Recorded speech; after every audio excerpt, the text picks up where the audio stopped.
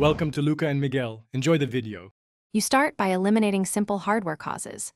Power cycle the system and swap HDMI/display port cables, then reseat the GPU and power leads to ensure firm contact.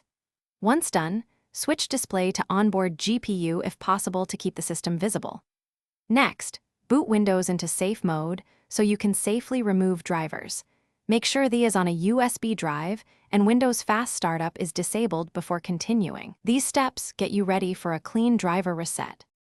You now perform the core fix. Run the in safe mode to fully purge Nvidia drivers, profiles, and registry traces so nothing corrupt remains.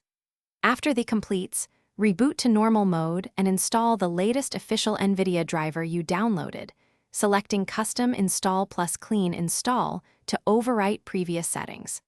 Make sure you also update motherboard chipset drivers and apply pending Windows updates, because driver conflicts often come from outdated system components. Once installed, reboot and verify display output. You finish by validating the fix, test alternate GPU outputs, and try a driver rollback if the newest driver causes problems.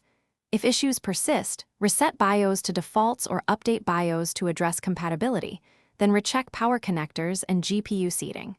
Once done, test with integrated graphics to isolate the card. Troubleshooting tip: if you still get a black screen, boot using the integrated GPU. Collect event viewer logs and GPU error records, and then contact Nvidia or your vendor with those logs for faster resolution. Thanks for watching and please subscribe. It's the best investment you'll ever make.